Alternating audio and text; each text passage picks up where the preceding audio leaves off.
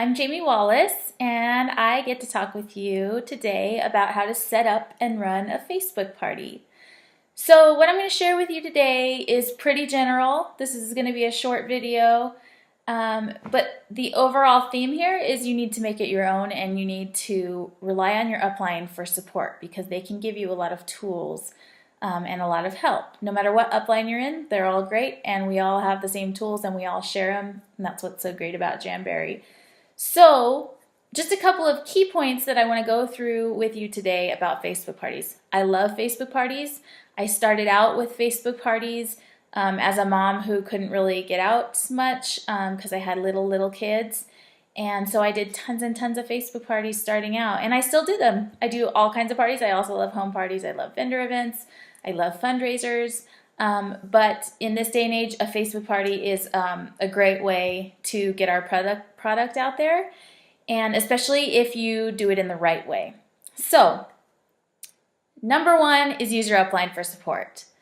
Number two is to coach your host. So you need to start out by getting somebody to host for you, and if it's your launch party, you can host yourself or find someone. I think my first party, I had a really good friend of mine host for me. She wanted to help me out. It turned out to be an amazing, I think it was like an $800 party, my first one. So when you find a host, you need to coach them from start to finish. So that means in the beginning, talking with them about the rewards that they can earn, going through a wish list with them, talking with them about how you're going to add people to the party. And that's another big one, is don't be spammy. When you start a party and you're adding people to it, you never want to add them without permission because people just don't like that.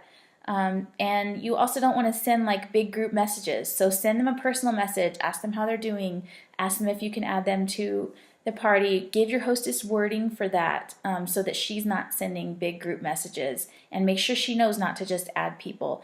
A party with less people, but people who actually like want to be in there and have given permission will be better than a party where you've just like added 100 people that didn't give you permission to do it.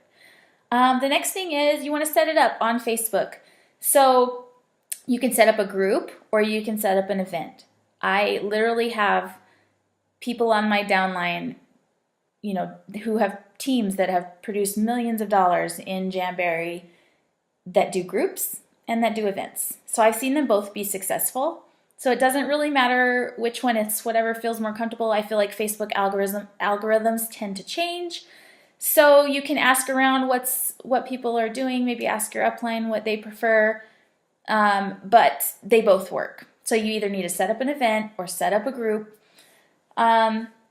Make it your own. So part of getting support from your upline may mean asking them to add you to one of their parties, or there are lots of scripts out there, whether that be like a script that somebody can just email you that you can kind of go off of, or even a mock party. A lot of us have like Facebook groups or events that are just mock parties, and you can literally see how they ran it and copy the posts, but you don't want to just copy them.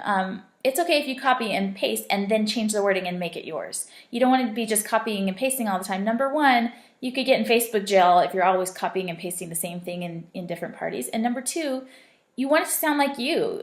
Your host and your friends are going to know if it sounds like you or not. So use a guide, but make it your own. Make it sound like you. Something you can play with. Some people do 3-day parties, some people do 7 days, some people do 10-day parties. You can make that decision maybe with your host or whatever you prefer. And you can also decide on products. We have so many products, you guys. And so whether you want to do like a whole Jamberry party and present all of our products, that's fine. Maybe have a day for nails, have a day for hair, have a day for lips.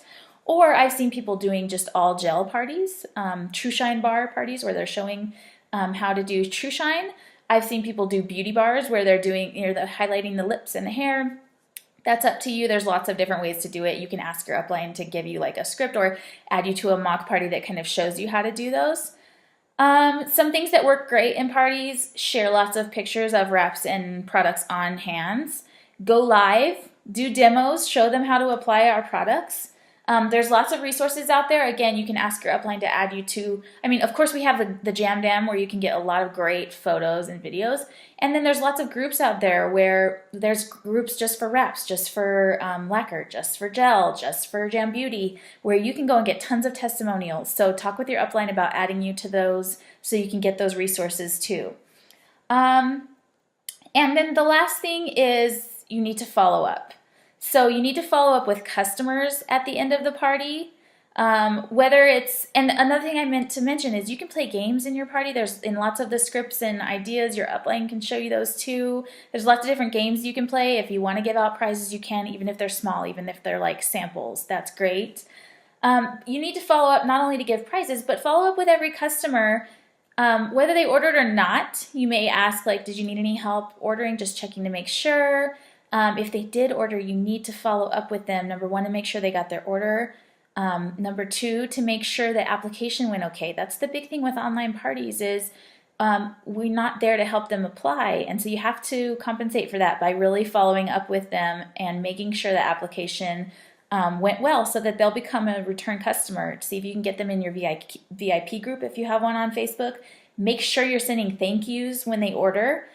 And then the other reason for following up is you want to get a booking off of a booking. So if you have a Facebook party, your goal is to get at least one, preferably more, bookings. So if you have somebody that really seemed like they loved the party and they participated a lot, then you need to go ahead and ask them if they want to host the next one. Don't be afraid to ask. All they can say is yes or no. And if they say no, it's okay. Just move on to the next one. The other people that you could ask for bookings are people who have ordered, and then you're following up and you're making sure they love their products, and then you're saying, why don't you host and you can earn some free stuff. Kind of always keeping people in the pipeline of, when you have a party, you're introducing them to the products, you're making sure that they love them, and then they're a customer, and then you're making sure that they really love those products, and then you're offering the opportunity not only to host, but our best opportunity is to join our teams. And you want to make sure that you're offering that to every person, and just remembering that all they can say is no. So I hope that helps you. Like I said, reach out to your upline for more detailed help. But I hope you love Facebook parties as much as I do because they're a blast. See you later.